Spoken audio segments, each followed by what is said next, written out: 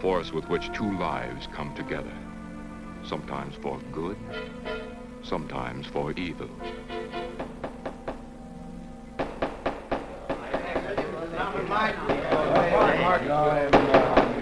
I say Williams is out of line on this. I'm definitely against it. Williams seems to forget we have our stockholders to answer to. Phone Mrs. Williams, Della. Tell her to be ready in about an hour, and I'll pick her up. Yes, Mr. You phone San Rafael and see if those papers are on the way over from the executive. Yes, Will.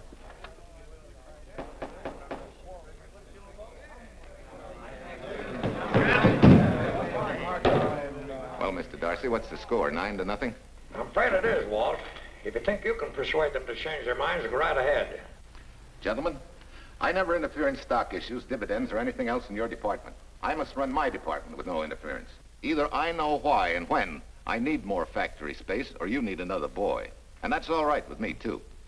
Because I can take these plants and pick my own spot in the motor production field.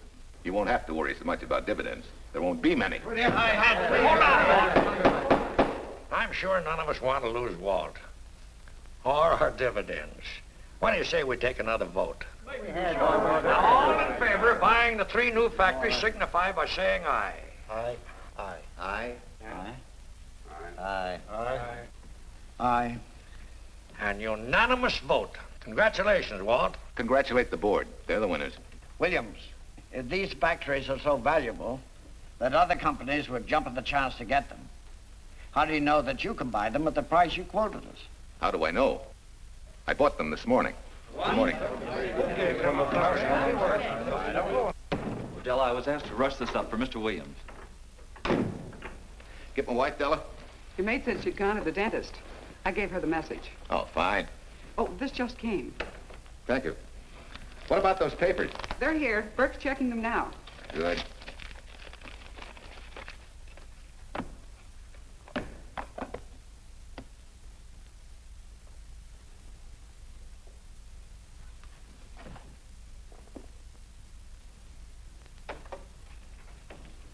Congratulations, Walt.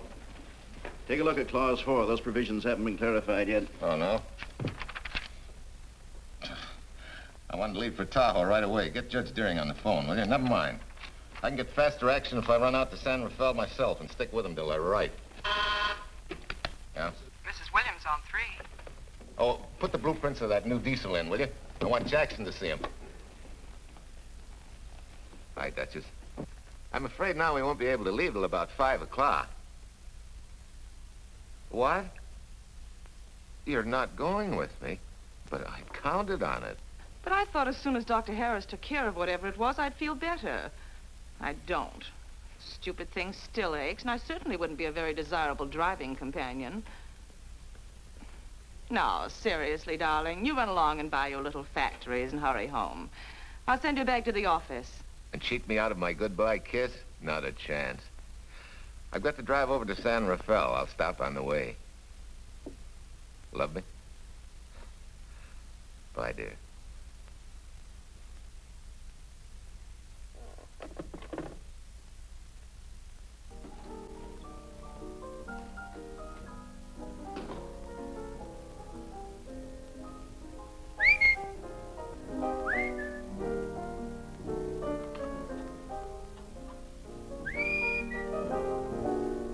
How do you expect me to whistle through a toothache?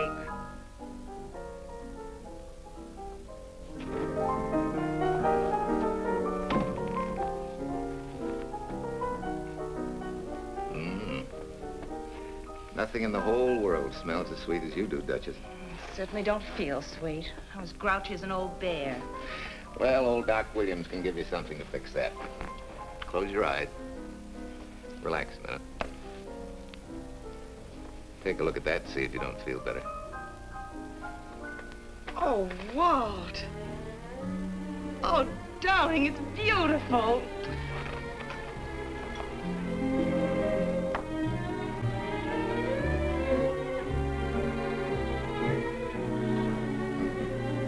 Not bad. Not bad at all.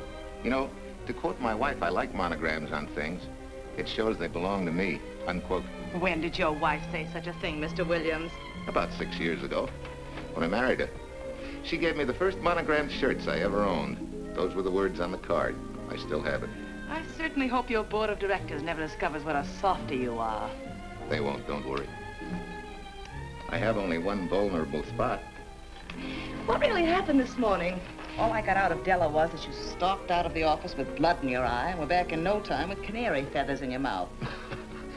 Oh, I clipped those birds' wings, but short. No one's gonna vote me down, sweet. Not when I know I'm right. Mm-hmm. But how did you convince the board of that so quickly?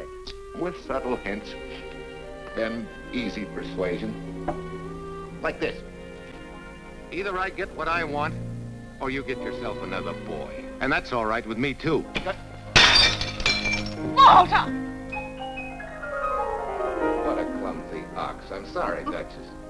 Oh, please, sweet, don't be so upset. Oh, if you could have seen your face. Oh, don't bother, dear. Sulin will take care of that.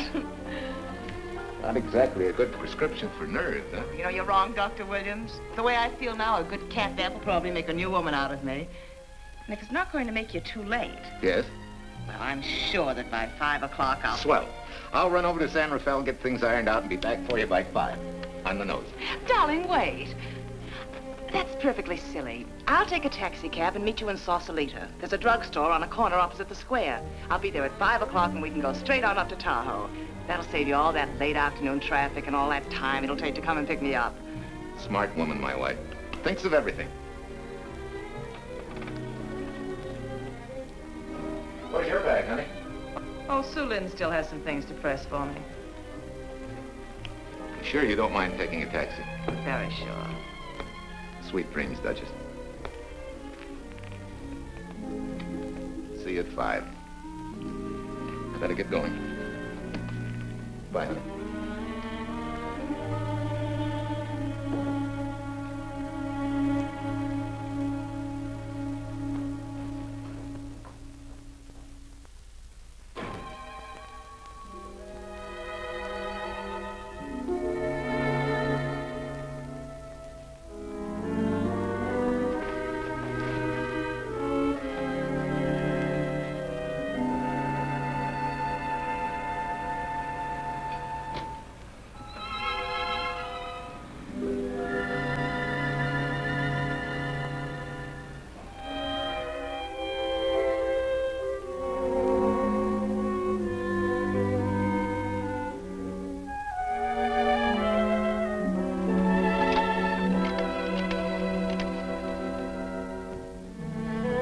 Long distance?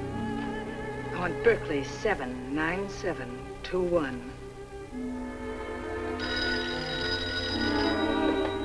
Hello. Ah, hiya, beautiful. Yeah.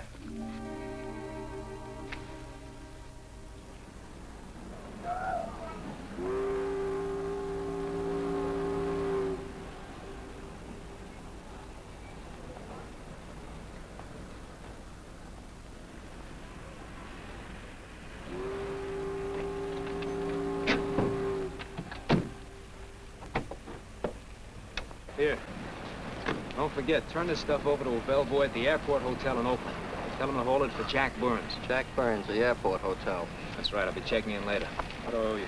$1.15 a here. All the stuff back to Oakland. Yeah, here. Buy yourself a new kit. Thanks.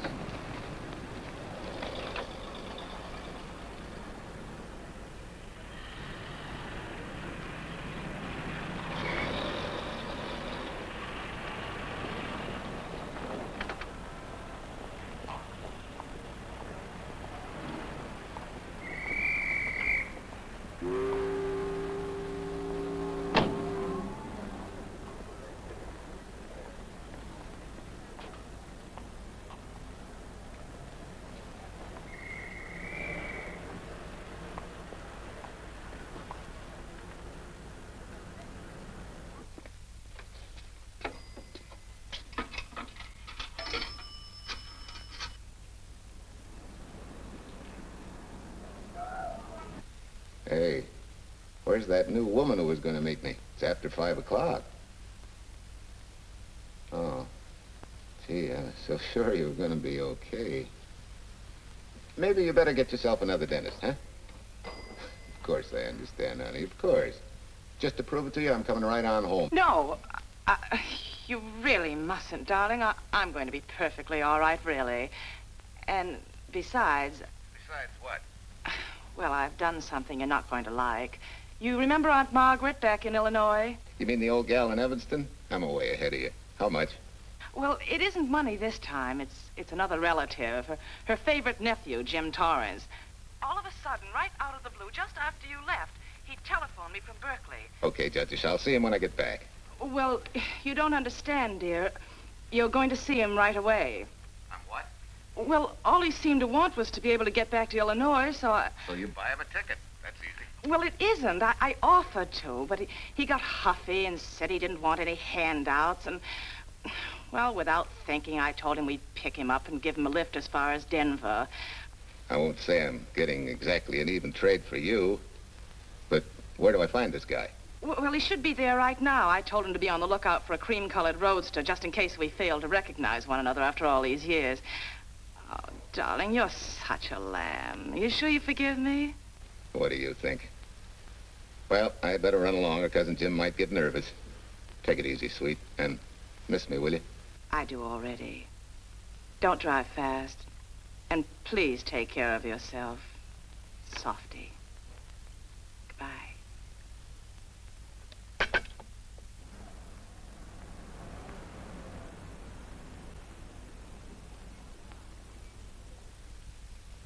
Hello, Della. Yeah, Mrs. Williams wasn't able to go with me. Now, while I'm gone, you see that she gets her roses every morning. That's right. But this time on all the cards, put love from Softy. Yeah, S-O-F-T-Y.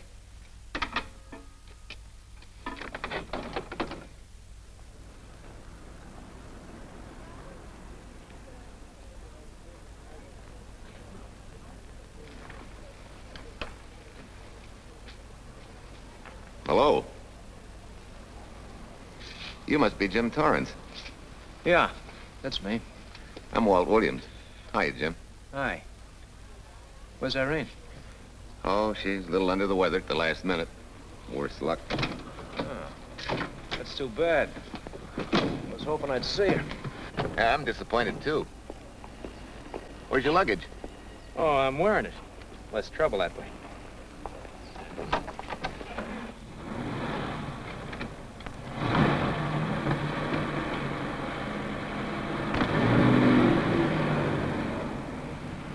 Irene tells me you're heading for Illinois. Yeah. Going been a little rough, huh? Haven't exactly been worried about my income tax.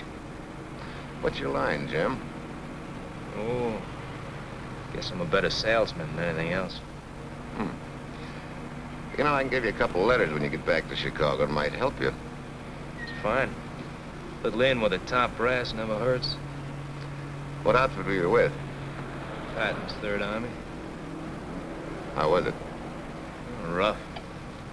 Except for the time in Italy. I kind of liked it there. Patton's outfit never got to Italy. Of course. But most civilians never know or care, and I figured you didn't either. Well, I fooled you that time.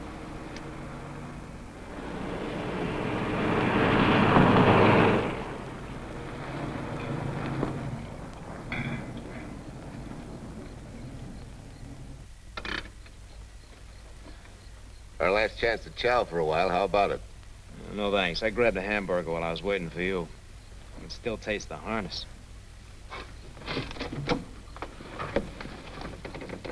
Sure you won't change your mind? No, I'm gonna grab a little shut-eye. Right.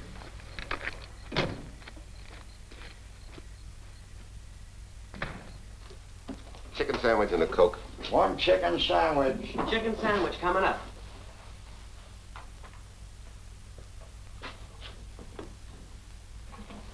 Give me change for $1, will you? Yes, sir.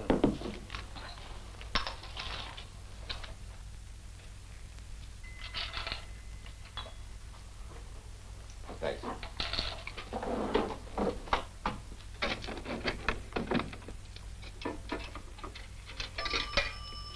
San Francisco. Klondike, 2. 6714.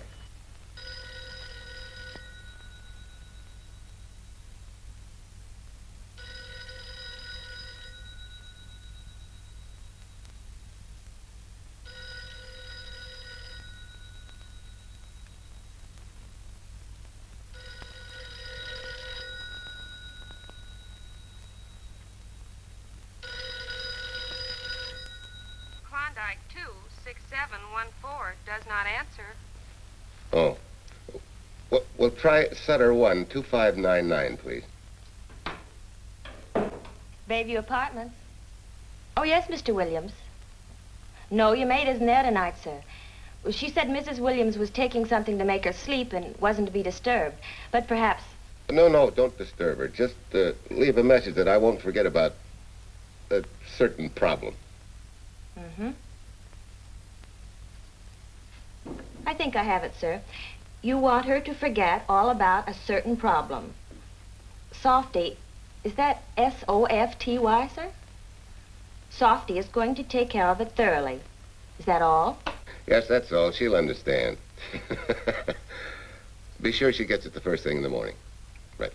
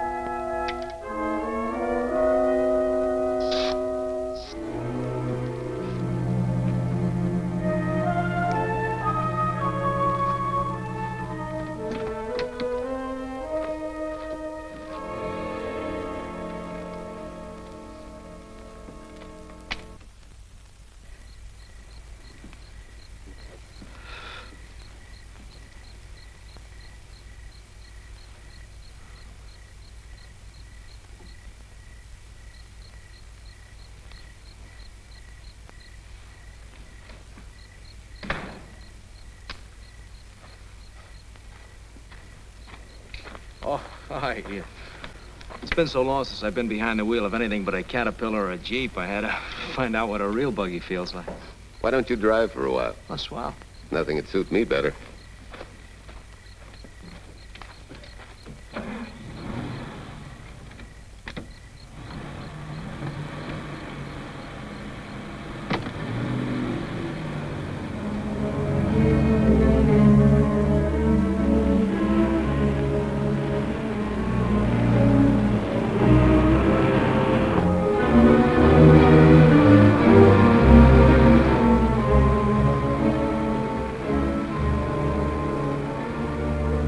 Tell me, Irene still got that little scar on her cheek? That one she got from the fall? Yeah. You can hardly see it now, though. How'd you know about that? She just got it last summer. Thought you said you hadn't seen her for years. Oh, from Aunt Margaret, of course. How else? She always sends me the news in her letters.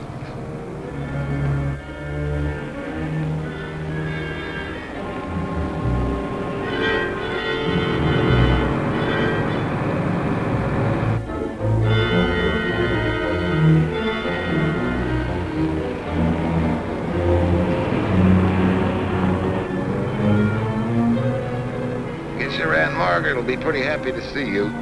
Irene says you're the favorite nephew. Afraid my lovely cousin was just giving me a build-up for your benefit. You don't know Irene. Maybe not.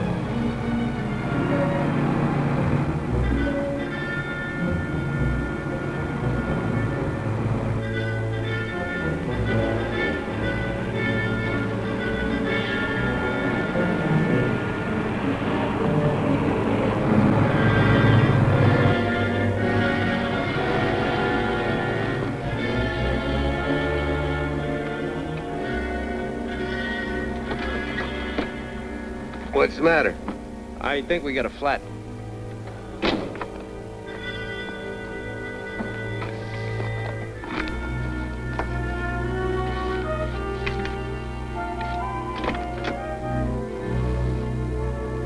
Yeah, flat as a flounder. Well, let's get to work. Hey, look out there, young fella. It's quite a drop.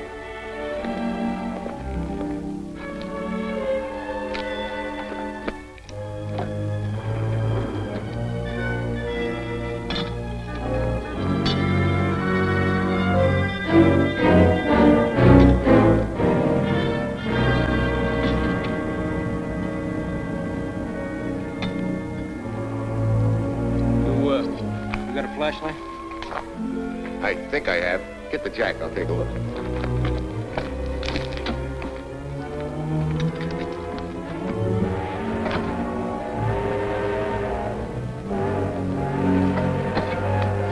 Did you find it? Yeah. Yeah, it won't be long now.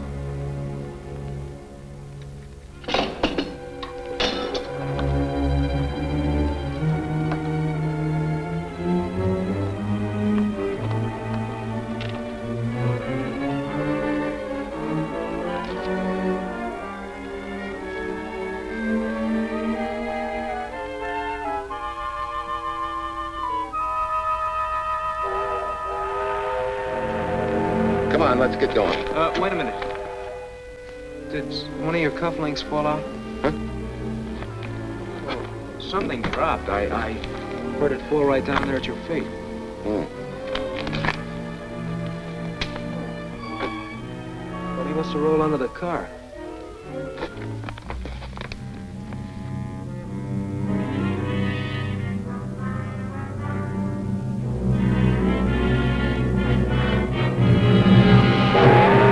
Irene and these suckers.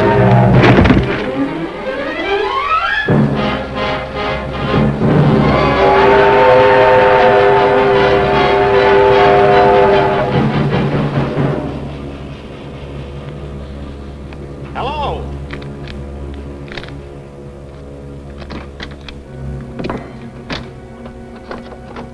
Need a hand? No. I'm all set now. Okay. Good night.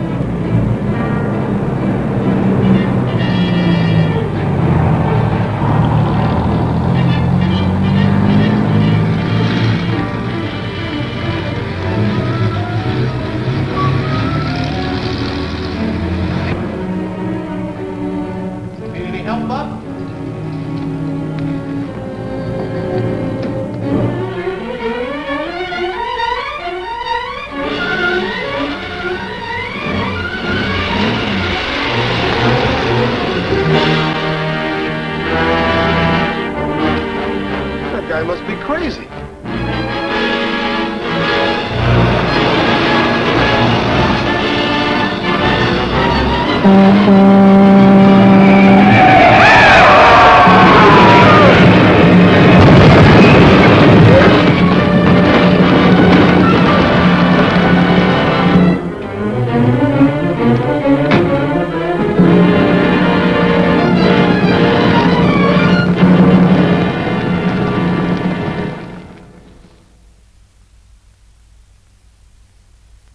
case my husband should be late and have to rush for his plane, this will be taken care of. Thank you. Tell Mrs. Burns to 302.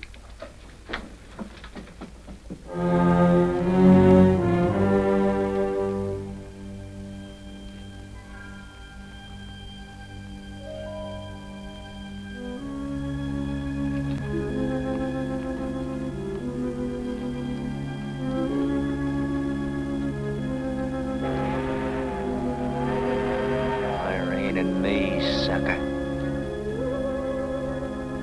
From Irene and me, sucker.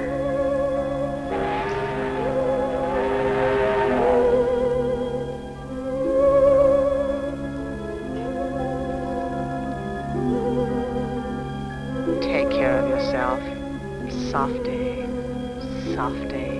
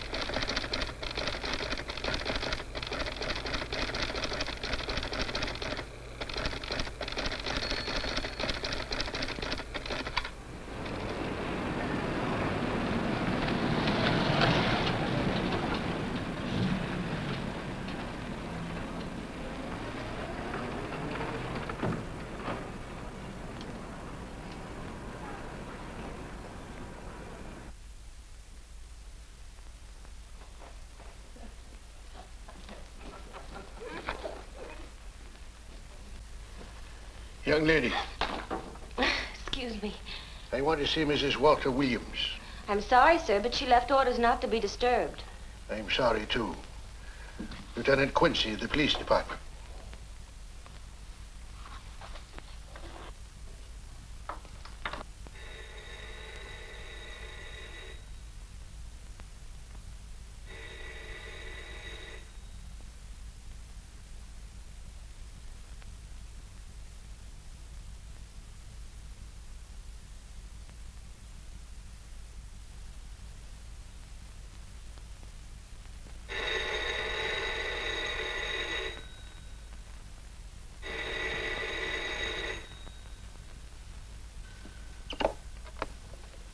Hello? I thought I left orders not to be Oh, I see. Ask him to come up, please.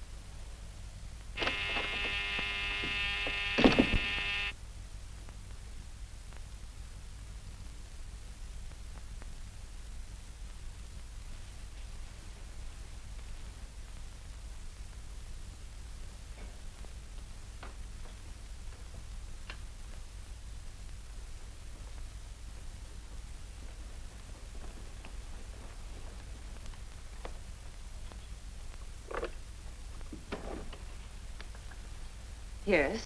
I'm Lieutenant Quincy with the police department. I'm sorry to disturb you at this hour, but... may I come in? Of course.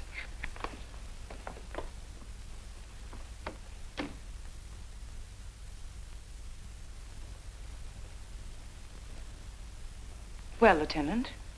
Did your husband go on a motor trip late this afternoon? Why, yes, he went to Denver on business. Why? Was he driving a Packard roadster? Yes. Is anything wrong? I'm afraid there is. Won't you sit down? Has something happened to my husband? Yes, Mrs. Williams. He's dead, isn't he? Yes. Oh, Walt, I knew something like this would happen. I begged him time and again not to pick up hitchhikers. But it wasn't a hitchhiker, Mrs. Williams. It was just an accident. He ran into a truck, a gasoline truck. You mean there was fire? He must have been driving pretty fast. I don't think he felt anything after the crash.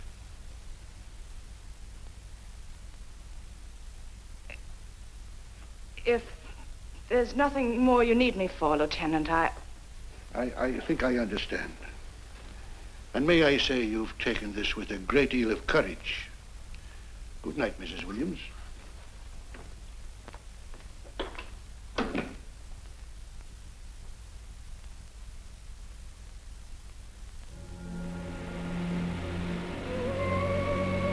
Take care of yourself.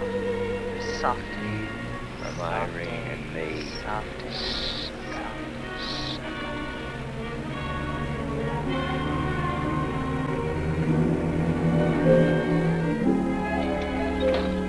Ready? Yeah. That Williams must have been quite a guy. Yeah, he went to work for Universal Motors as a sheet metal worker. Mm-hmm. Less than 10 years, he's their top production man. Well, he sure went out in a blaze of glory. Yeah. Let's go.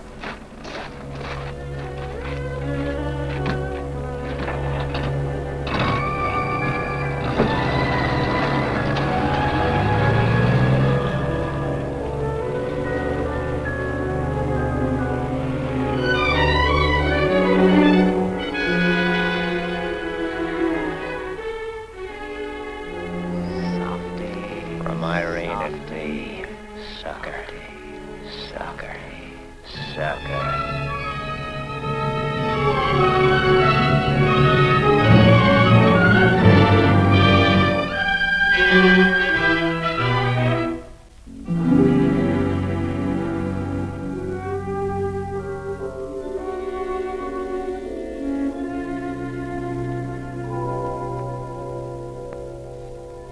Well, could Mr. Burns have taken a later plane and still made connections for Mexico City?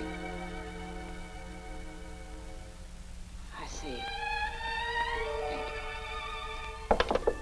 Yes? It is some telegrams for Tai. Just put them under the door, Sulin.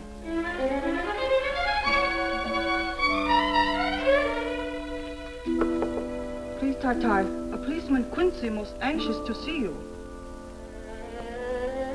Ask him to wait, Sulin.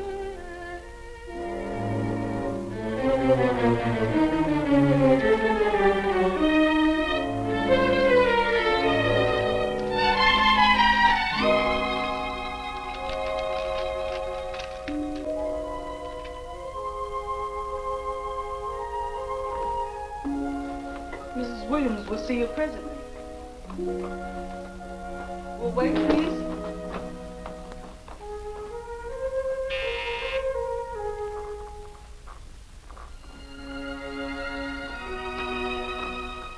Flowers for Mrs. Walter Williams. Thank you.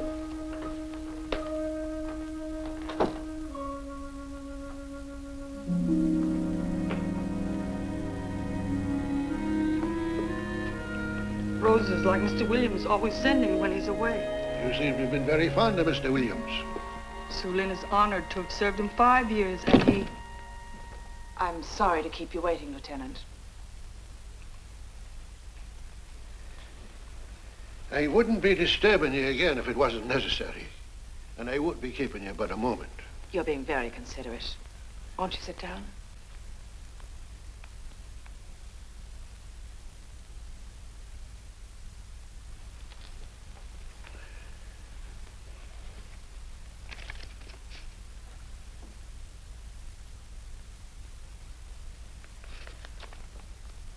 Everyone's been most thoughtful. And why shouldn't they be?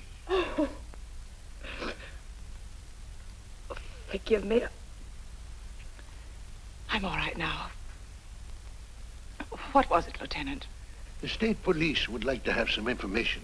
They found some wavy skid marks for quite a distance on the road, as if the car had been out of control when it crashed. Tell me, was Mr. Williams a reckless driver? Why, no. He was a fast driver, but certainly not reckless. Well, was he a heavy drinker? Quite the contrary. Well, what about his health? Could he have had a heart attack and lost consciousness before the accident? Why, no. He was in perfect health, but he'd been working much too hard lately and was overtired. Perhaps he fell asleep at the wheel last night. Oh, poor darling. If only I'd been able to go with him last night, he might still be alive. Well, maybe so and maybe not. You mustn't blame yourself, Mrs. Williams. Fate plays an important part in these matters. Your handkerchief.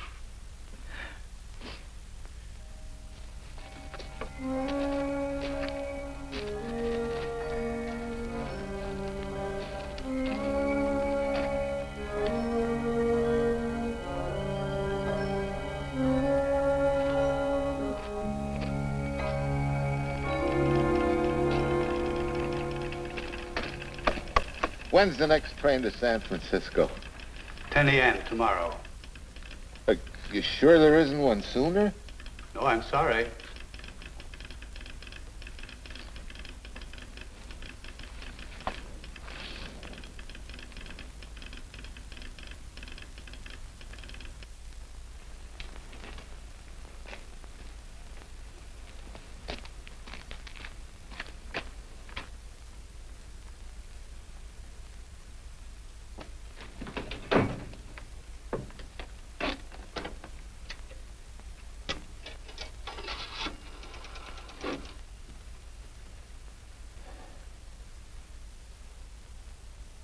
We have a circuit now, sir. Evanston. Calling Mrs. Margaret Hubbard's residence in Evanston. One moment, please.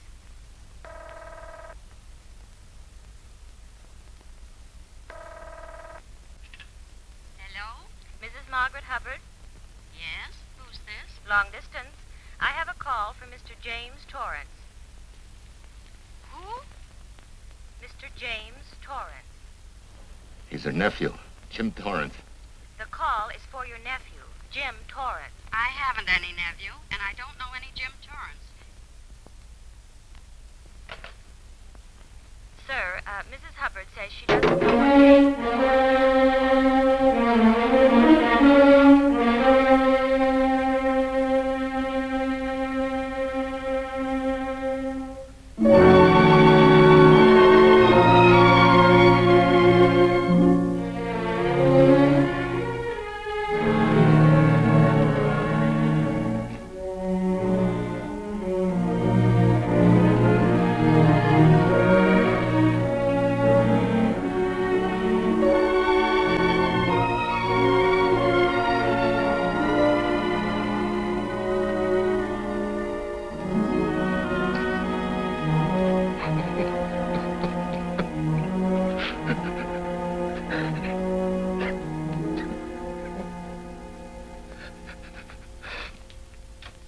What's the matter, son? Looks like you need a doctor. Doctor? I can't leave the station, but old Doc Bender's just across the road there. Yeah. Doctor? Think you can make it? Yeah. I'll make it.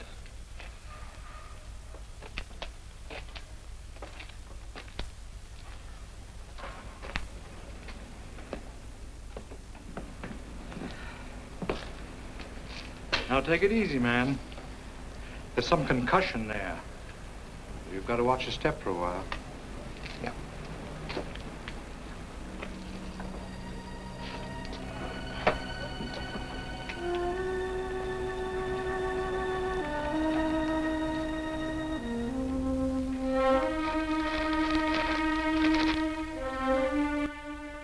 Walter Williams' beautiful widow, who by her own request sat alone in the family alcove during the service.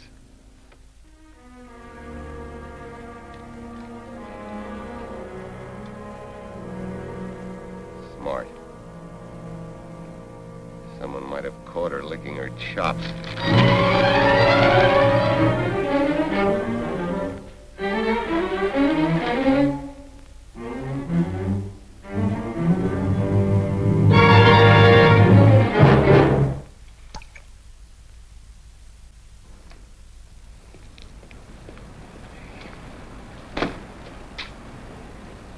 Hey, what's that? Walter Williams. Hey, ain't that the guy that... For the love of Mike, what's that briefcase doing here? He's dead. They did him a dirty trick if he ain't. Hey, now, wait a minute. Don't touch it. We better turn it over to the police.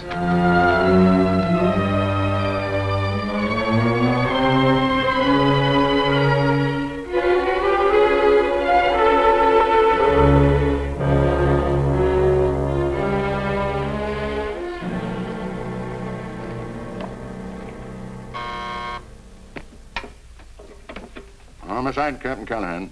Oh, yes, Chief. The dope just came in from Washington. The fingerprints are those of a James Torrance. Yeah, I'm putting Quincy on it. Right. This sort of opens up a new can of peas on the Williams accident. There's the FBI reporting the guy. Playing with the lady's affection seems to come natural with him. All you got to do, Quincy, is find him. Yes, that's all I got to do. Last known whereabouts of Jim Torrance was in a moving van somewhere between Sacramento and Points East. Yeah, wait a minute. Last known address, care of his sister, Mrs. Joseph Rossetti. Irving Apartments, Berkeley. Well, what are you waiting for, Quincy? Let's go. Did Torrance leave any forwarding address? No, he said he was going to send it to me. Sorry to trouble you. Oh, Lieutenant, if you should happen to hear from him, will you let me know? There's an unpaid telephone bill and a bundle of laundry. Laundry? Let's have a look.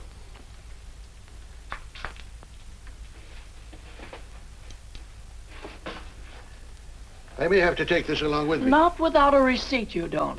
You mean you don't trust the police? In my business, you don't trust anybody. Mine, too. Holy St. Valentine's Day. Look, he had the same thing on his shirts, too.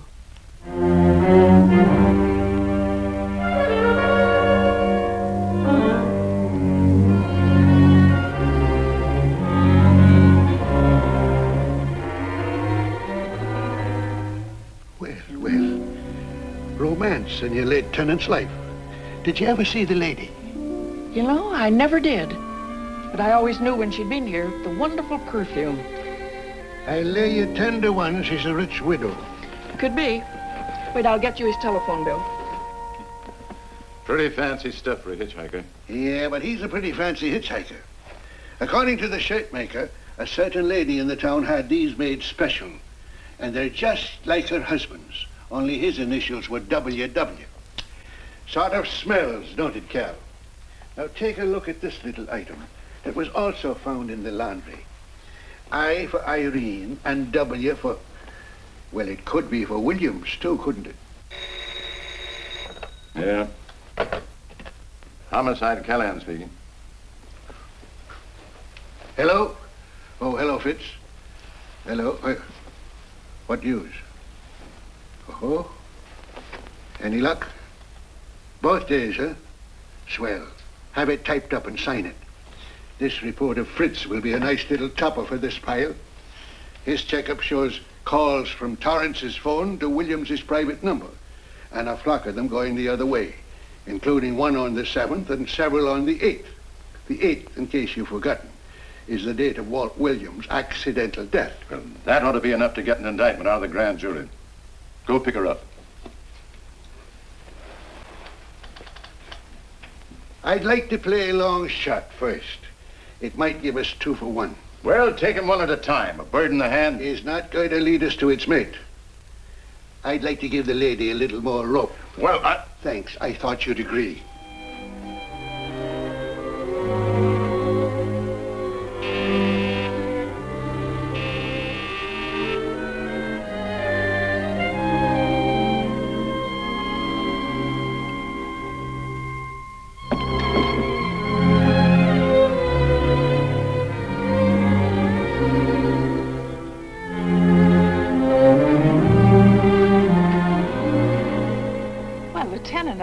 You just caught me. I'm glad.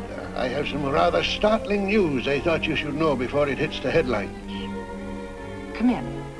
Thank you.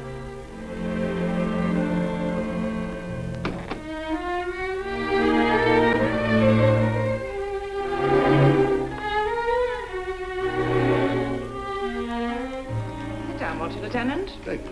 I'm very anxious to hear about this news. It seems that your first hunch, remember, that a hitchhiker was responsible for your husband's death? Well, Mrs. Williams, you may have been right. Why, I don't understand. Your husband's briefcase turned up in Kansas City yesterday in a moving van that had stopped at the scene of the accident that night. Apparently, the murderer made his getaway in it. That explains the wavy skid marks that made us suspect your husband was ill or unconscious at the time of the crash.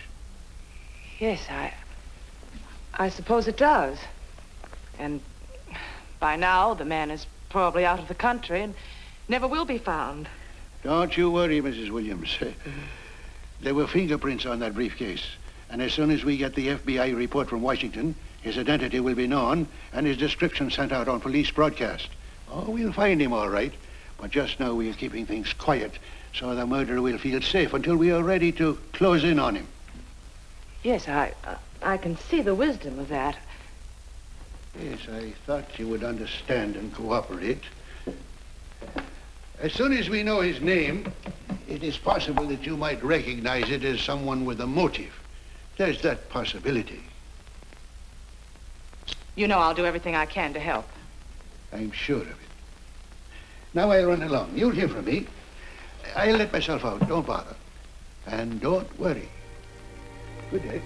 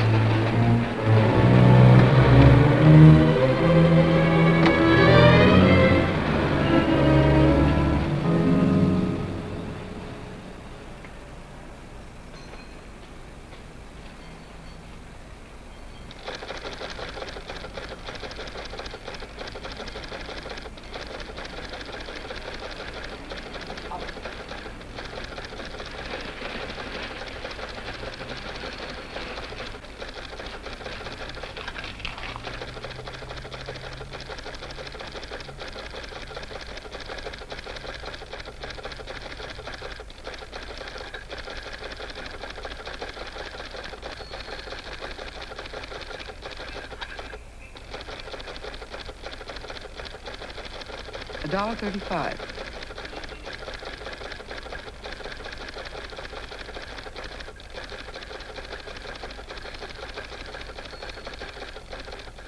See, everything after the letter J in the first name has been obliterated by heavy writing over it. The only impress letters legible are those between words or before them, like RNS at the end of this name here, and the Hotel Santa here before the word Evanston. Well, Tom, don't you think it's about time you retired? Why, there isn't even evidence there of Mrs. Williams' intent to communicate with Torrance. And who do you think she beat a path to the telegraph office to wire to? The League of Decency? I'll tell you what I think, that you should have brought her in when I first told you to. By the time we get her now, she'll have figured out a way to tip Torrance off. He'd be that much tougher to find. Not unless she's tipped him off from your office. Ernie's got her on ice waiting for you.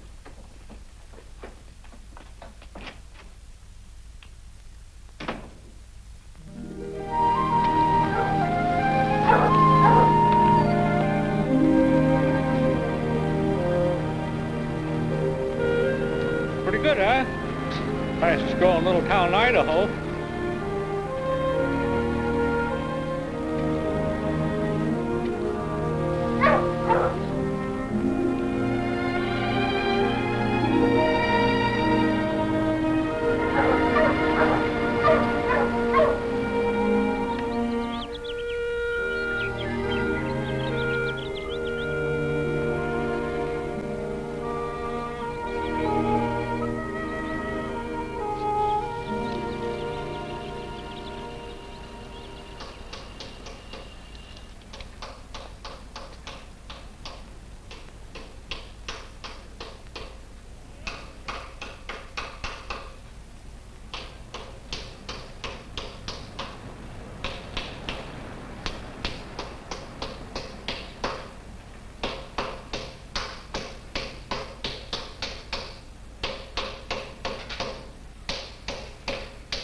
Have a heart, son. You trying to wreck that engine?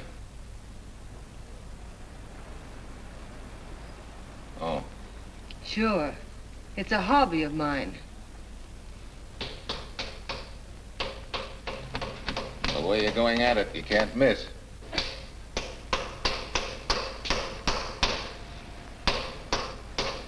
Here. I just can't let you ruin that beautiful motor. Start her up.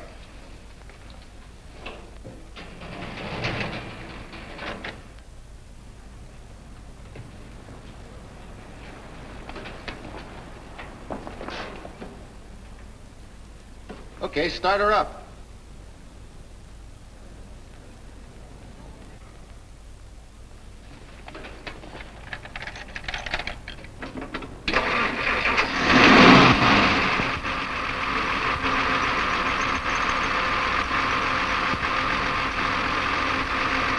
Shut her off.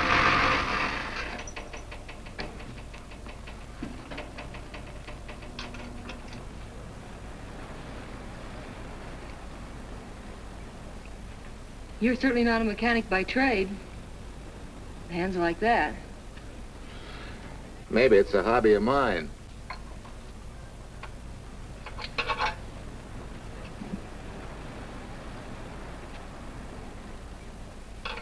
Gee, what happened to your head? Perhaps I was talking when I should have been listening. Okay? Okay by me. Thanks a lot, Hill. So long, Marcia. Bye. He's all right now. You better lay off though till the boss gets back. I'm the boss. I guess the new cars are a little bit over my head. Now, with a jalopy, it's different. Aren't there any mechanics around here you can hire?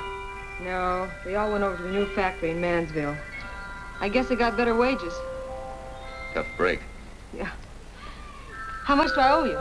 Oh, forget it. Well, I'll be shoving along. Well, at least have a cook in the house. You might as well.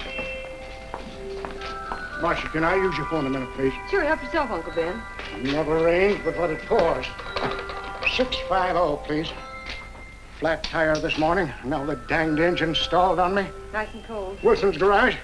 No, I did not give you the wrong number. Fine thing using my phone to cheat me out of repair bills. Aren't you ashamed? You gave me the wrong number. 650, please. You're a nice girl, Marcia Peters, and your ma's a fine woman. And I'll always buy my gas and oil here. But you ain't never gonna tinker with my car again. Busy? Busy. Always busy. Yeah. Wait a minute. We're not so busy. Would you like to do another good deed and give Uncle Ben a hand? Why not? Where is your car, mister? Maybe I can help you. Why, are you a good mechanic? Very good. And very reasonable. Well, just what you need, girl. Better hire him. It's an idea, Uncle Ben. Come on. Thanks for the Coke. Sure.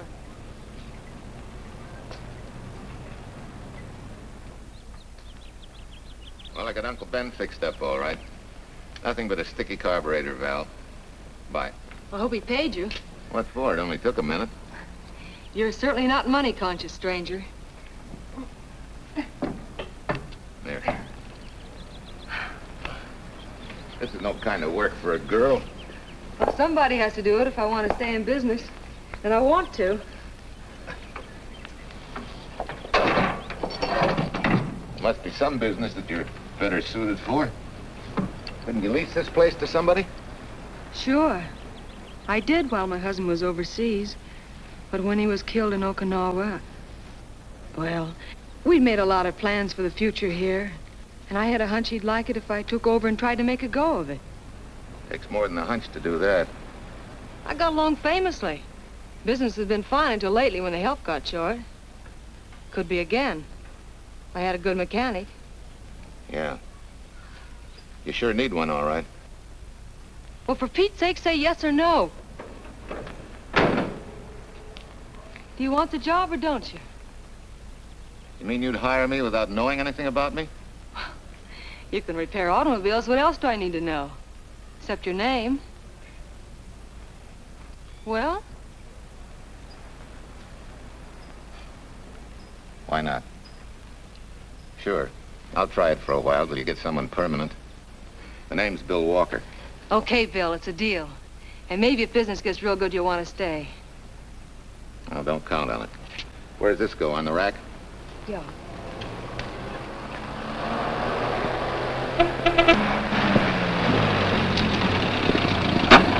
Marcia!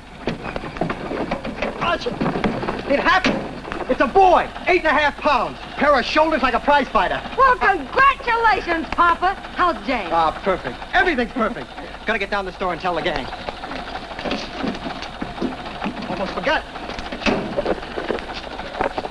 Oh, gee, thanks, Dad. I'm sorry, I won't have enough for the gang. Yippee!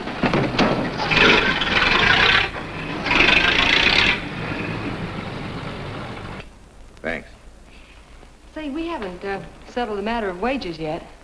Maybe I can't pay your regular salary. Suppose we leave that open till you find out how much I'm worth to the business. Doesn't seem to be any business right now. Might be a good time for me to get rid of this beard and find a place to board.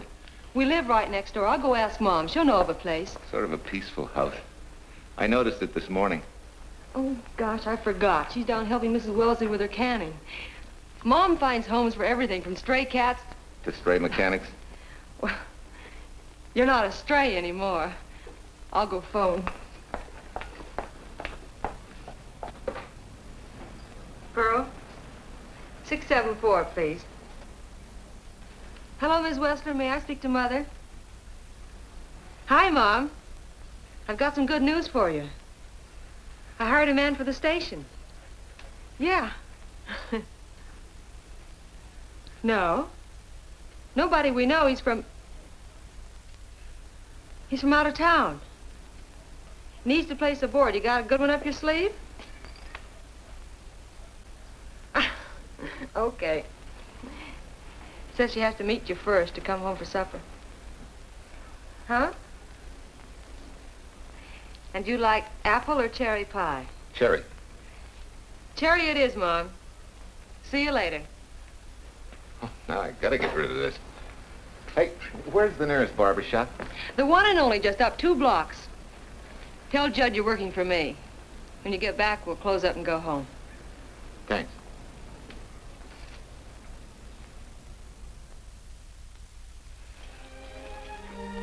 Oh, that's real nice. You must have had a good bringing up, young man. Thank you for the young man. We thank thee, O Lord, for thy bounty, and ask thy blessing on this food and on the new friend who shares it with us. I hope hope you're good and hungry, Mr. Walker. Who wouldn't be? Marsh, she's like a sparrow, with all the hard work she does. May I have your plate, please? Well, she can start taking it easy now. Boss, the help. Thank you. She never takes anything easy. Has to put her whole heart and soul into everything she does. Well, now that you're through with me, Mom, how about Bill? Have you thought of a place for him to stay? Well, why can't he stay right here? We have a spare bedroom going to waste. And I think you like my cooking. Like it? That's very kind of you, Mrs. King, but it seems an imposition. Imposition? Nothing. That's good business. I can get back what I pay you in board and room. Well, Marcia, what a thing to say. If you'd like to stay, we'd like to have you. We have some more vegetables. Mrs. King, you have a boarder. May I have a biscuit, please? Oh, excuse me.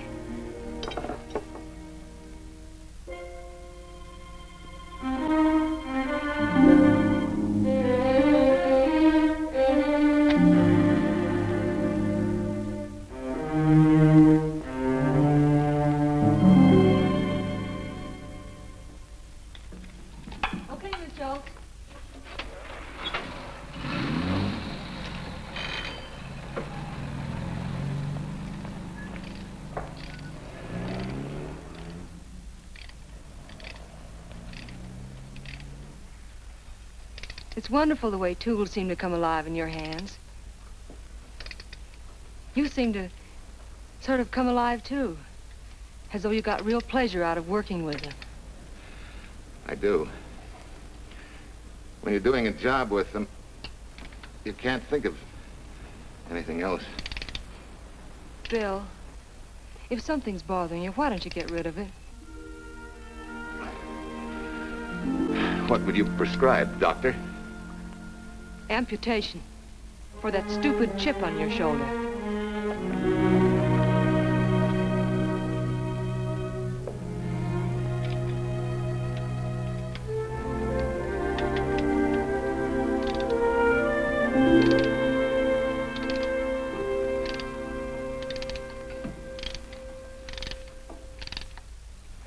What you need is a ring job. Save yourself some money. Gee, Bill, with the baby and everything, I just can't afford it now. Oh, we'll take care of that. Hey, boss. How's Ed's credit? Good enough for a ring job? Well, sure, if I can hold Junior as collateral. Oh, not a chance, fella. Never mind her. I'll do it on my own time. Oh, thanks, Bill. Maybe we'll see you tonight, huh?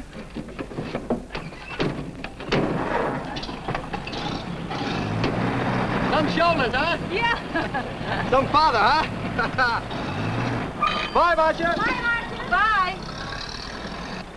Nice kids. Hey, was Ed clowning about their being hard up? No. Things have been pretty tough for him ever since he got out of the service. Fix a car for him, Bill, and only charge him for the labor, okay? Then he gets it for free. I'd already figured on knocking that off. Say, we could make it an anniversary present. Anniversary of what?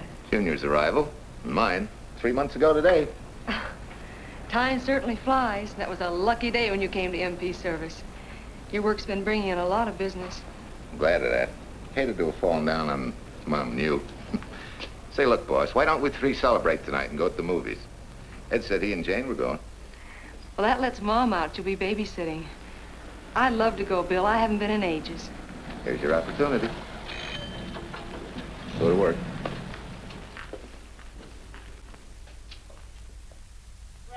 Irene Williams, held for murder. Read all Extra, Irene.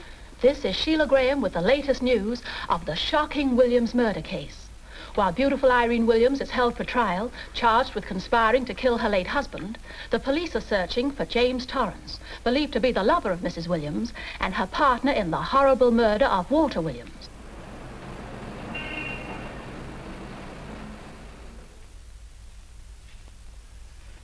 If I'm handling your case, my dear Mrs. Williams, I want 1/3 of everything you get.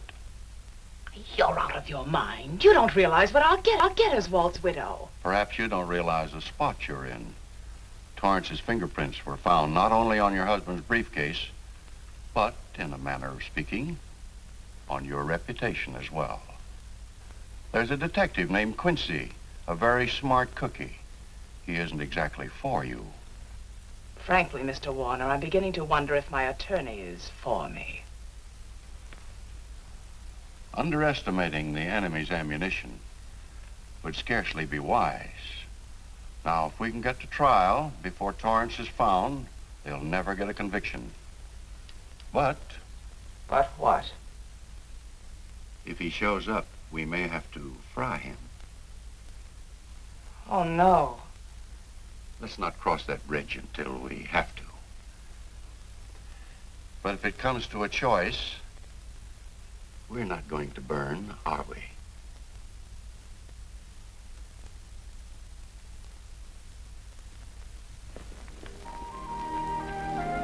Art, you're the chatterbox this afternoon. What about this afternoon? Oh, I'm sorry, boss. I guess it was wool gathering. You're only supposed to do that in the spring. Is there anything you don't know? Yes. What's San Francisco got that we haven't? Better newspapers, for one thing. Anyway, California's supposed to be the land of opportunity. I thought that by now you liked it here. I do. Very much. It's a good town. Nice people. Swell boss. Thanks. We like you, too. No fooling, Bill. You'd be surprised how many people ask questions about you. What kind of questions? Oh, where you came from, do you have any family, and do you like it here, and are you going to stay? Al Knox asked me at the movie last night if you wanted to join the volunteer fire department. Just interested, friendly things. I suppose it is natural for people to wonder about a stranger who moves into their community, like I did. You know, I've been thinking, maybe it wasn't such a good idea, you and I going to the movies last night. It's all right being seen in the station and here with Mom, but... Oh, you get used to that in a town this size. They're always trying to marry people off. You just ignore it, and after a while they forget about it. I'll go get cleaned up for supper.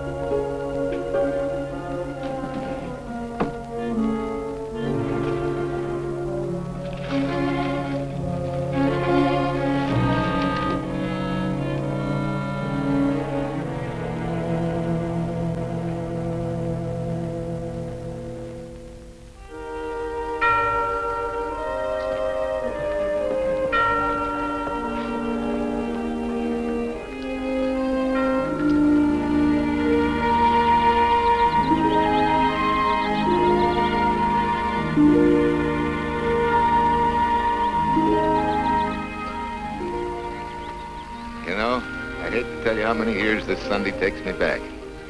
Did you always fall asleep during the sermon? I wasn't asleep, Mrs. Peters. I merely closed my eyes to concentrate. Oh, so that's what you call it. I had to nudge you to stop you from nodding. Quiet. You're disturbing my reminiscent mood. Even smells the same. Could be the same bees buzzing in the same clover. As they say, you can take a boy out of the country, but... A rolling stone gathers no moss. It has to stop rolling sometime, doesn't it, Bill? Sometime, maybe.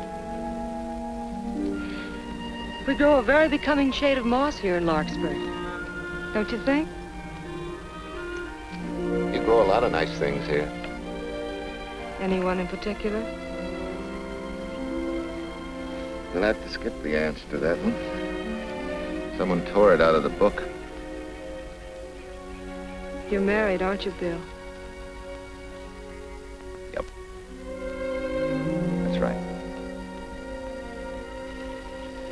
You must have loved her very much to have been hurt so deeply. To be so afraid of someone, even yourself. Maybe it's better that way. then no one gets hurt. Bitterness and hatred hurt everyone. Can't you see, Bill? They're like a wall that shuts out all the sunshine from a garden and lets everything wither. Make room in your heart for something else, can't you? I guess this is my day for sermons. Sorry. As Mom would say, you never get rich minding the other fellow's business. Hey, that's a flyer. I'll be seeing you.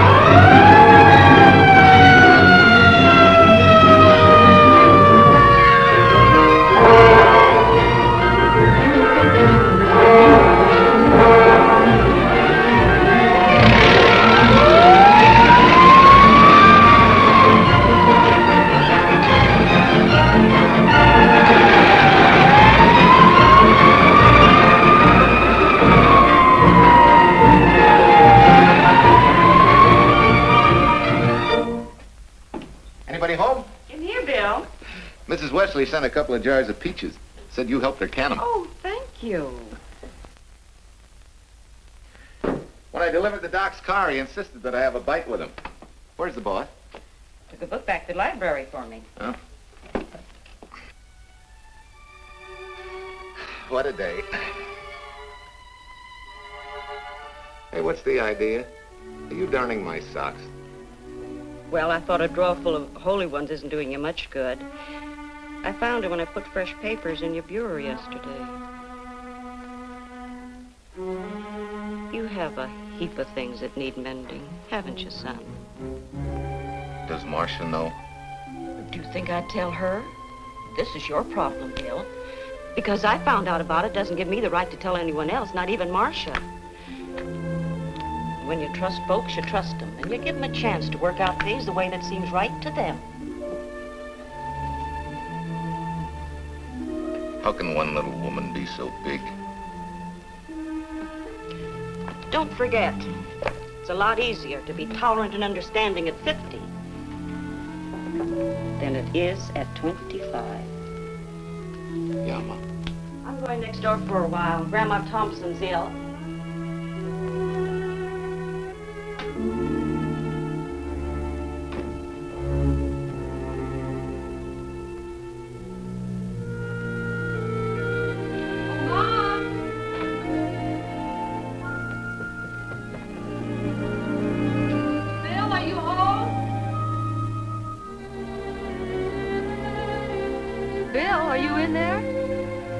Yeah. Mom went next door, Marcia. Hi. Do you work awfully late? Oh, about 6. Anything wrong? Come in. I want to tell you something. I'm checking out. Has something happened? No, just... I'm doing what I should have done a long time ago. Moving along. But why, Bill? My name isn't even Bill. There isn't any Bill Walker. I'm Walter Williams. The late Walter Williams. Walter Williams? I don't understand. You may not even after I've told you, but at least you'll know the whole story. Sit down, please.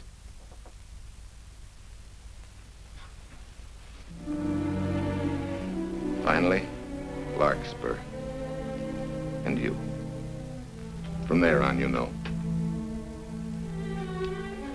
I'm glad you're going back to make things right. Going back? Wild horses couldn't drag me back. What are you going to do about your wife? Nothing. You're going to let her go to trial for murder? Oh, no, Bill. Why not? She tried to kill me, she and her cousin. But they didn't. Who says they didn't? Let them try and prove it. No matter what your wife did, she can't be tried for something that didn't happen. Oh, Bill, can't you see? You bet I can see. She deserves everything she's getting. Sorry part of it is they'll never convict her. No, Bill. The sorry part is you're not big enough to take a hard jolt to your pride and to your ego. Sure. It hurts to be tricked and cheated by someone you loved and believed in. But that doesn't give you the right to take justice into your own hands, to trample on the hearts of others and walk out on life. A barren, frustrated boyhood. A marriage to a woman who accepted my love, yet despised me so thoroughly she resorted to murder. I'll never think of our moments together without nausea. I feel stripped bare, degraded. Because you've closed your mind and heart to everything else. Even me.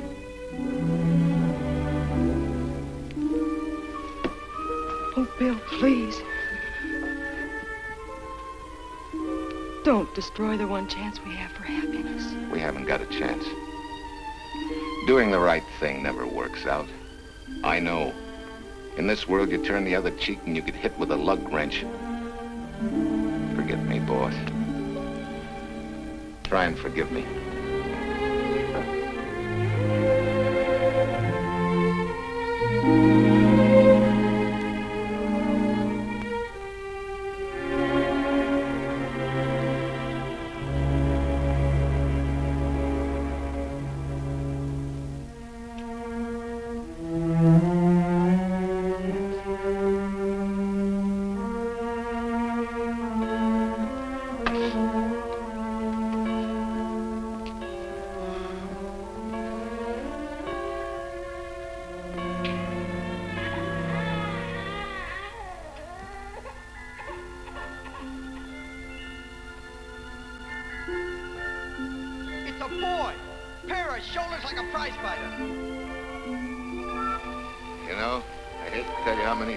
Sunday takes me back. You have a heap of things that need mending, haven't you, son?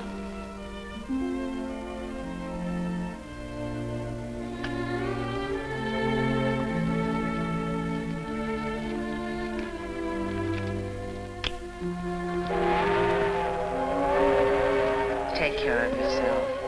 Soft again. Irene and me. Soft as big enough to take a hard jolt to your pride and to your ego. Sure. It hurts to be tricked and cheated by someone you loved and believed in. But that doesn't give you the right to take justice into your own hands, trample on the hearts of others, and walk out on life. Oh, Bill, please, don't destroy the one chance we have for happiness.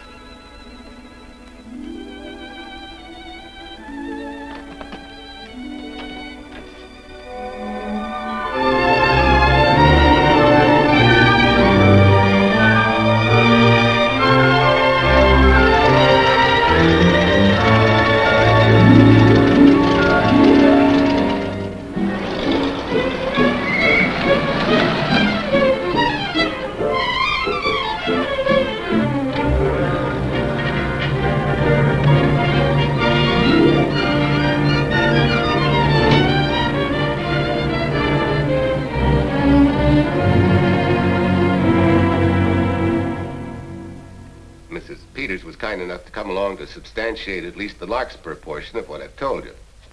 Very thoughtful of you, Mrs. Peters.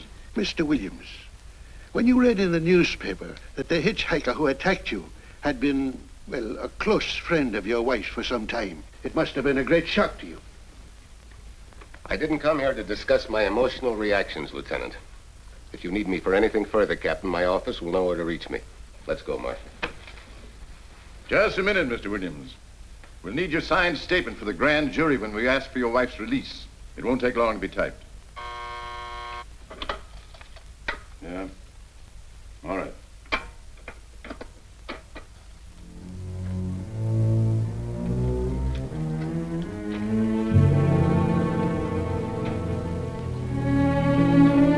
Come in.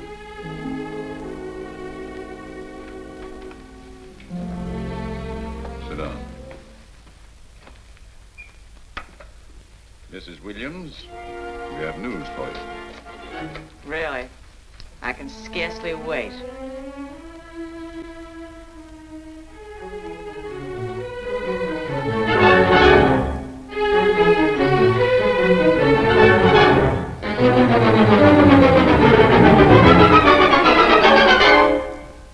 It seems it was Torrance who was in the car when it crashed. Jim? Dead?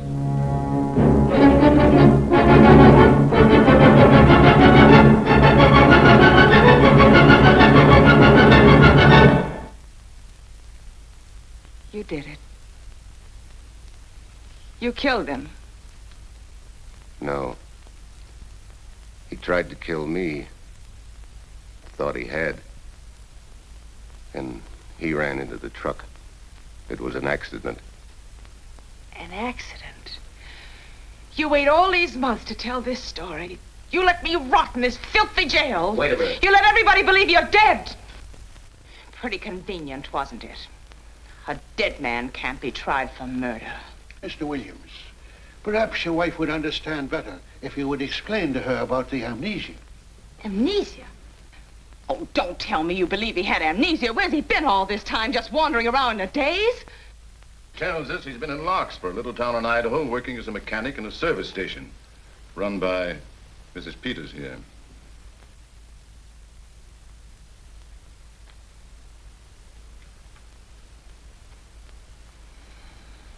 I understand perfectly.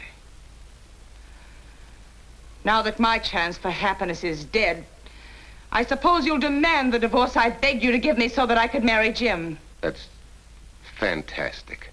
Yes, isn't it? After you telling us that the man you picked up was a perfect stranger. Well, that's not true. The time and place for meeting Jim had all been arranged. I must advise you, there's a law that a wife can't testify against her husband. There's a law against murder, too, but that didn't stop him, and nothing's going to stop me until I'm through. It's all right with me, Captain. Go on. Talk your head off.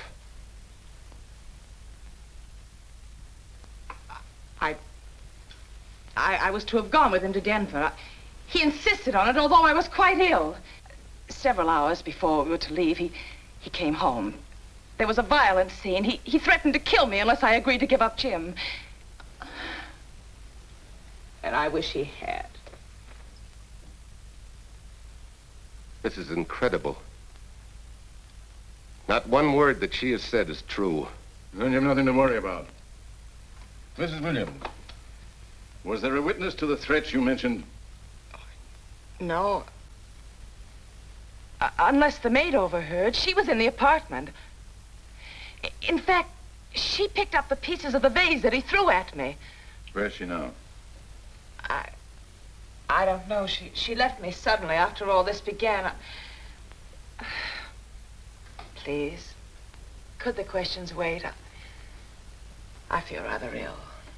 Will you have Mrs. Williams ready for the grand jury at 10 o'clock tomorrow morning? That's all.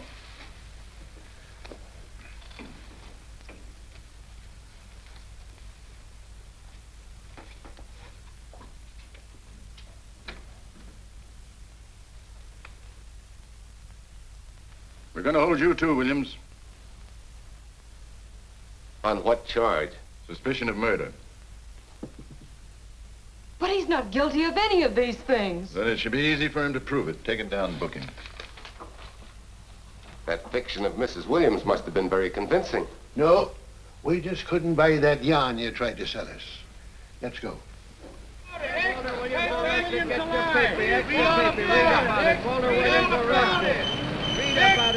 What's the wife freed and murder charge? Extra, get your paper. Walter Williams charged with murdering wife's mother. Extra, get your paper.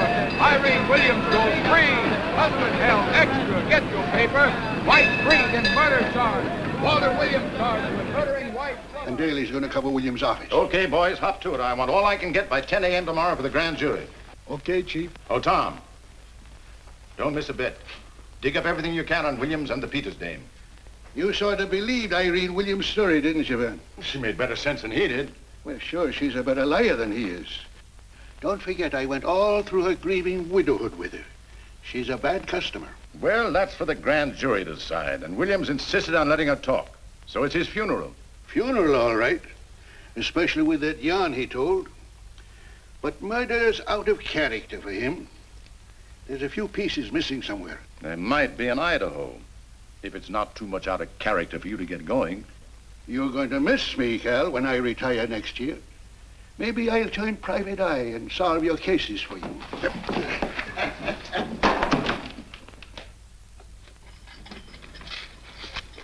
Hi, Williams. Mr. Williams? Thanks. Got a deal from the bottom here, don't you? Sorry, Williams. Okay, Williams.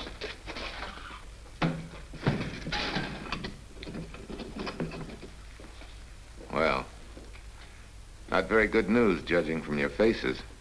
Well, Walt, the grand jury returned indictment against you. Mrs. Williams was released. I see. Now, don't you worry, Walt. We'll have you back at work where you're needed, and in short order. Come on, Eldridge. There's a visitor waiting far more attractive than we old fogies. We're just leaving, Mrs. Peters, but remember, don't hesitate to call on me for anything. Thank you so much.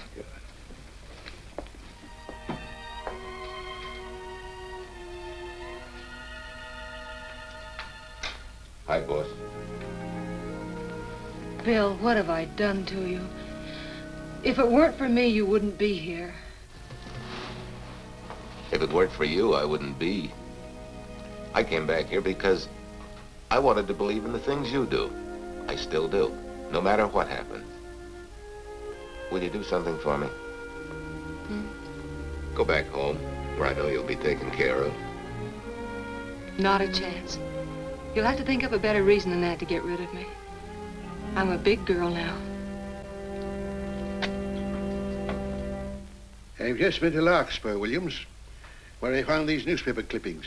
Of course, some of them are 3 months old, but you seem to treasure them, so I brought them along. So? I don't think they exactly substantiate your claim of amnesia. As if you were interested in substantiating any claim of mine. Now, let's get one thing straight. Most people, when they get in a jam, think the police are only interested in the prosecution. Our job is to get the facts, the truth. And the truth never hurt anyone but the fellow that lied. Unless he was a beautiful woman. Oh, quit kidding yourself, Williams. You made the boner. I had no more to do with Torrance's death than you did. And out of the whole population of Northern California, you just happened to pick up a hitchhiker who happened to be your wife's boyfriend. Ah, have a heart, Williams. I suppose you'll tell the truth when you take the stand, but you better have some mighty conclusive proof if you expect the jury to believe it. Wait, Lieutenant. Bill, we all know you're not guilty, but we're going to need help to prove it, and need it badly. Lieutenant Quincy can't take sides, but if we're right, he has to be on ours. And I have a hunch he wants to be. Why don't you tell him the whole story? All of it. Please. I'd like to, Quincy, very much. Guess I should have told the whole truth in the first place. But I wanted to clean this mess up with as little scandal as possible.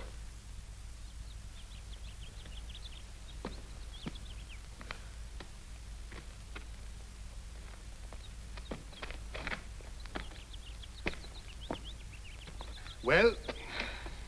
No sign of the lug wrench or anything. My dear Mrs. Peters, will you please stop trying to be a detective? How many times do you think the police have combed this spot for any kind of evidence? Now, be a nice girl. Take Mr. Williams' advice. Go back to Larkspur. What time is it? It's only 4 o'clock. We still have time to go back to town and go on our hunt for Sue Lynn. Now, look here, young woman. You've had me on the run since early morning. But, Lieutenant, the maid seems to be our only hope now. We've got to keep looking till we find her, that's all. That's all? Wait. She was naturalized, wasn't she? Suffering chopsticks. Quincy, you dumb flatfoot.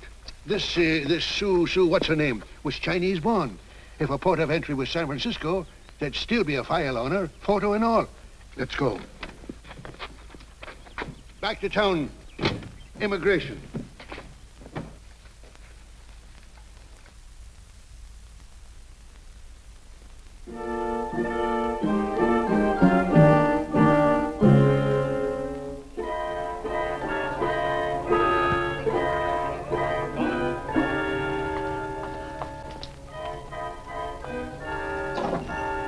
hope the council has given us the right lead.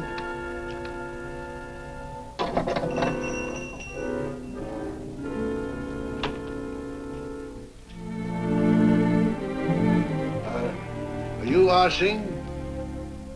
Understand? You savvy English? Also French, Italian, and Hebrew. May one ask what is desired? We're looking for Su Ling Chung. The Chinese consul said you were her uncle and might tell us what she is. This daughter of my brother, has she offended the honorable police? Oh, no. They just wanted to ask her some questions about Mr. Williams, the man she used to work for. Ah Sing's heart is heavy that he cannot lead you to her. But things that are not known cannot be told. Well, if you hear anything of her, report it to headquarters.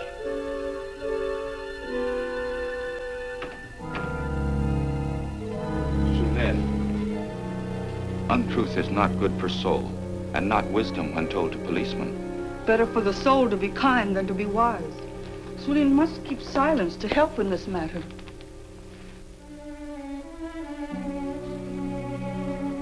You know, you're quite a gal.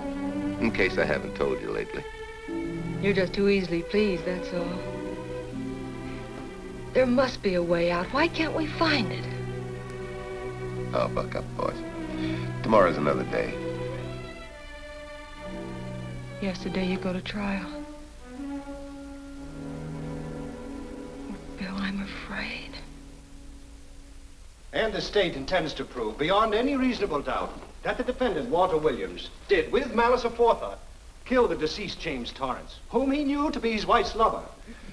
And that with his victim dead beside him, he drove his car into the course of an oncoming truck, jumping clear himself some seconds prior to the crash. And subsequently, he made his getaway in the back of a loaded furniture van. And for 3 months, as Bill Walker, he laughed at justice when he'd imprisoned his unfaithful wife for conspiracy in his own murder.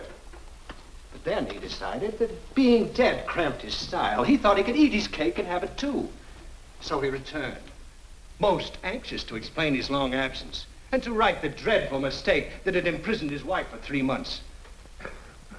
Ladies and gentlemen, it was a cold-blooded, premeditated murder and must be punished to the fullest extent of the law. Call the first witness, please. Captain Callahan, did Walter Williams tell you what suddenly cured his amnesia after 3 months? No, he did not. But he did tell you the man that struck the blow which caused the amnesia was a total stranger, a hitchhiker he had picked up. Yes? And that he knew nothing of this man's identity or relationship with his wife until he suddenly recovered from his amnesia and heard or read the details. That's what he said. That's all. Thank you, Captain. Your witness, Counselor. No questions. No, I saw no signs of amnesia, but definite concussion. He was a bit evasive in answering questions, but not vague or unsure. In your opinion, Doctor, could this head injury have been caused by a fall? Yes, if the head had struck on some object, such as a stone or a metal pipe. That's all, thank you. Your witness. Dr. Bender, are you familiar with a tool known as a lug wrench for changing automobile wheels? I'm afraid I am, sir. I've had a regular epidemic of flat tires lately. Well, then, in your opinion, could this head injury which you treated have been caused by a blow from a lug wrench? Yes, it could have been caused by that, too. Thank you, Doctor. The ones with the earliest dates, you will notice, are heavily creased, as though they'd been carried in a wallet or a coat pocket. Thank you. Lieutenant Quincy, will you kindly tell the court where you found these newspaper clippings? In the bedroom occupied by Mr. Williams and Mrs. Peters' home in Larkspur, Idaho. Is this your handwriting, Miss Revere? Yes, sir. And that's the message, at least our record carbon of it. Would you read it to the court, please? June 9th, 8:32 p.m. Message from Mrs. Walter Williams, Penthouse D. Mr. Williams called, said he wants you to forget all about a certain problem. That Softy is going to take care of it thoroughly. Was there any other conversation? Well, I just asked if that was all, and he said yes, she'll understand, and sort of laughed as if it were a joke and hung up. Some joke killing the wife's boyfriend. That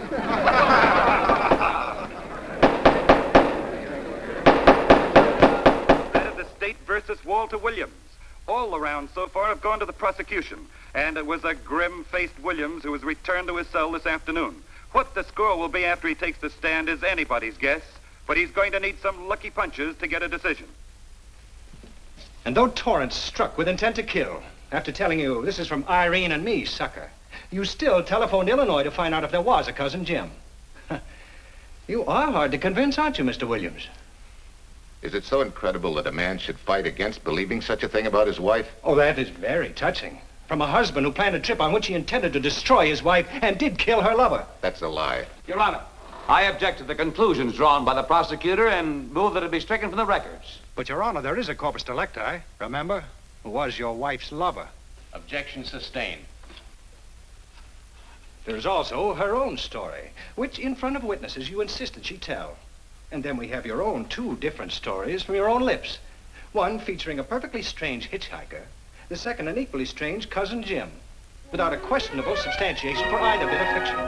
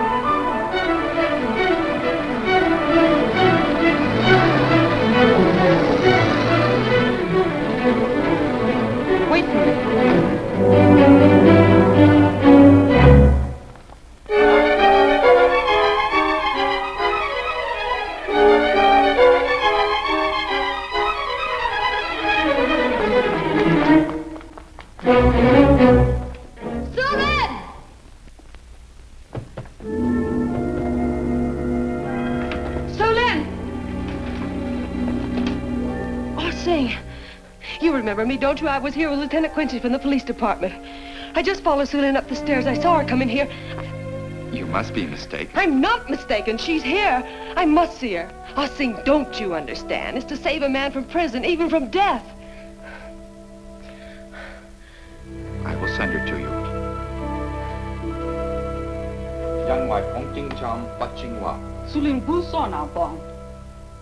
Oh, Sulin, we've been looking for you all these weeks. Mr. Williams needs your help so desperately. I cannot help. You must forget that you found Sulin. Forget it? But you're his only witness. You're the only one that can help. Not as a witness. Only with silence can I repay his great kindness to me and my family in China. Why? For I heard other things. That most unhappy day. From Mrs. Williams' bedroom, his voice very loud and angry. A flower vase broken to pieces. He can explain all that. They do not believe what he's already told. That I heard anything would do harm. Don't you see?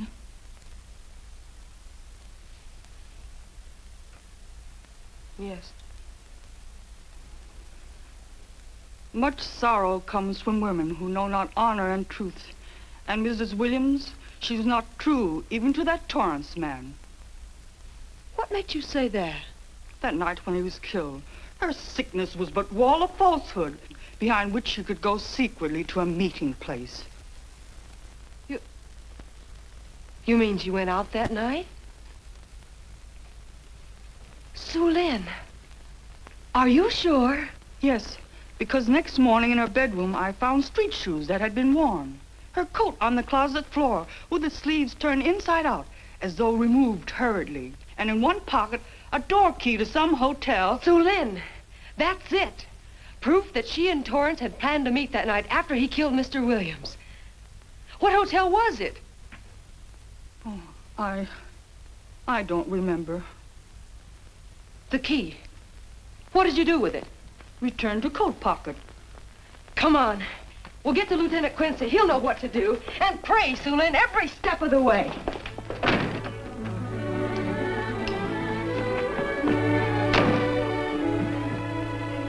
Now hold everything. Even if this long shot don't work out, we'll just keep on pitching.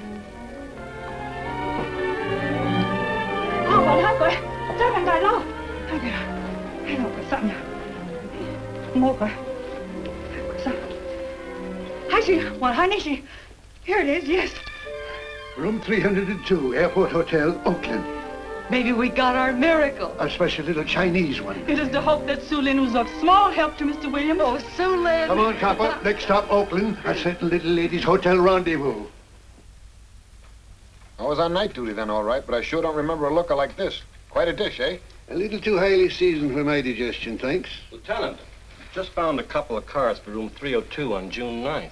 George Baxter, checked out at noon. Mr. and Mrs. J. Burns. Room not slept in. J. Burns. Burns. Look, Quincy. The handwriting on the card is identical to that on the photograph. And here's a little boy, the same thing. The cover-up telegram to Aunt Margaret. Now look at the impressions. J here, and here RNS. J. Burns. That's the name she started a telegram to. Room not slept in. Say, I got that dame pegged now, Lieutenant. She said they'd be out of the room by midnight as her husband was catching a plane.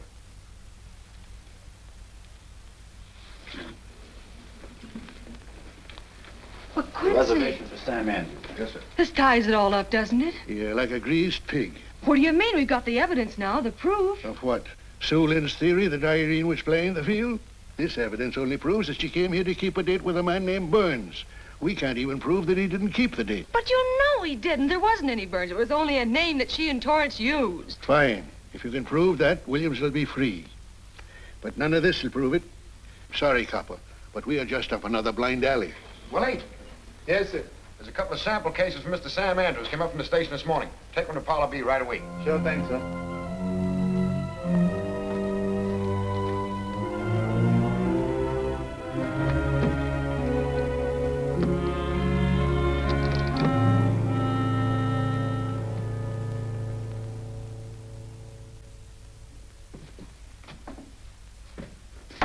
Be seated. Case of the state versus Walter Williams. Proceed, Mr. Eldridge. Your Honor, we will call Mrs. Irene Williams. Take the stand, Mrs. Williams.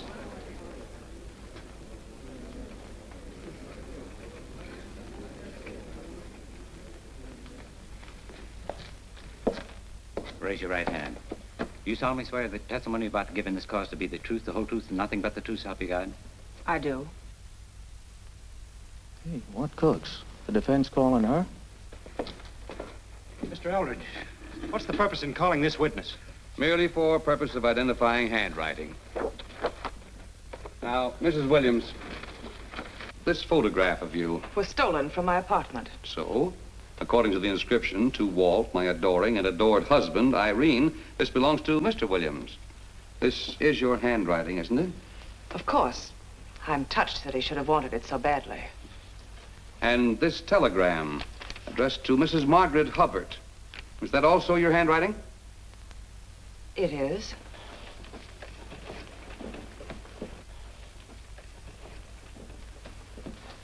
Now, Mrs. Burns, I mean Mrs. Williams, this photograph is inscribed to Jim, my adoring and adored Irene. Did you write this too? I see no point in all this. Merely answer counsel's questions. Did you write it? I did. And these letters addressed to Mr. James Torrance, did you write them? Yes.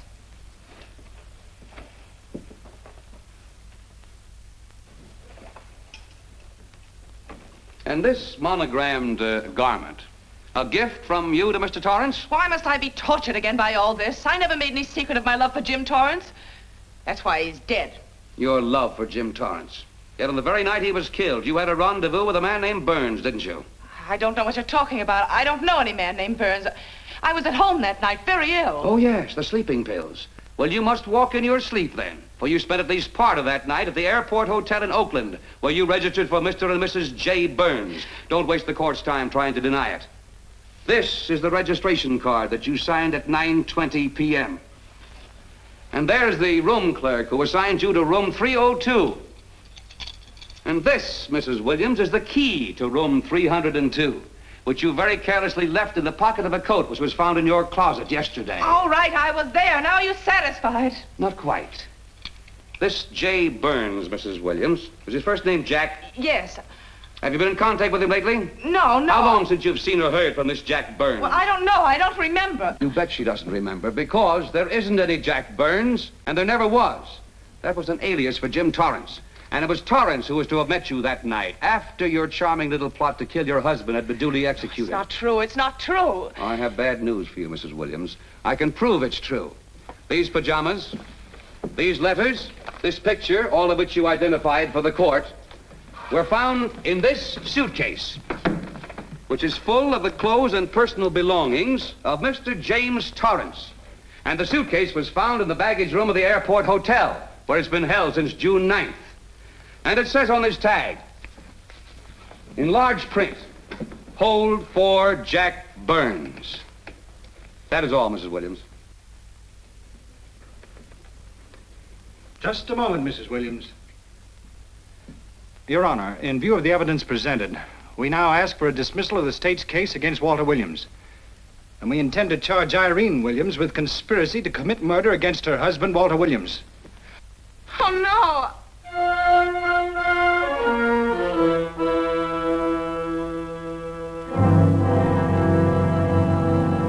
The case against Walter Williams dismissed. Court adjourned until 2 o'clock. Well, that's that, Walt. Congratulations, Mr. Williams. I haven't the words for it, Quincy, but we could never have made it without you. Ah, sure you could. You know, son, right always wins if you give it a little push, especially when you get a copper like this one to do the pushing. Well, I'll be seeing you. You know, it'll seem kind of strange being able to eat and sleep without someone getting in your hair all the time. Oh, fine, Walt. We're looking forward to having your hand on the wheel again. The Denver plants are waiting for you to open them. You think you can make it in the morning? How about it, Counselor? You bet you can. Oh, good. Well, I'll be running along. Well, you think you like Denver? It's okay by me, boss. Yes, impact. The force with which two lives can come together. Sometimes for evil, sometimes for good.